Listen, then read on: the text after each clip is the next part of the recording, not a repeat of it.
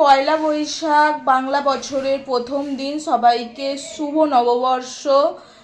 আর আমি সকাল সকাল চান করে নিয়েছি, চান করে এই প্যান্টটা নতুন ছিল এটা পরেছি, আর এটা পুরনো জামা।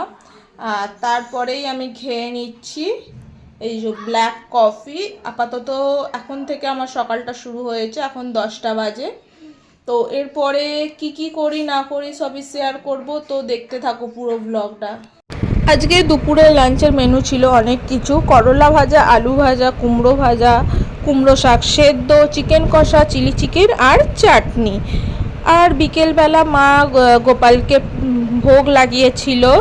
তো আমাদের গোপাল একদম নতুন জামা কাপড় পরে ফুটফুটে সোনা সেজে একদম রেডি হয়ে গেছে।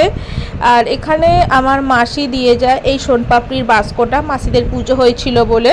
তো আমার খিদে পাচ্ছিল বলে আমি বাস্কটা খুলে দুটো সোনপাপড়ি আগেই গালে পুড়ে দিই। তো তারপরে আসে আমার বোনপো।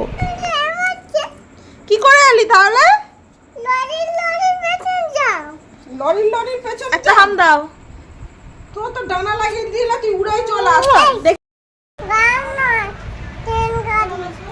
ছুবি না? ঘুমাবি না? বলছি ঘুমাবি না?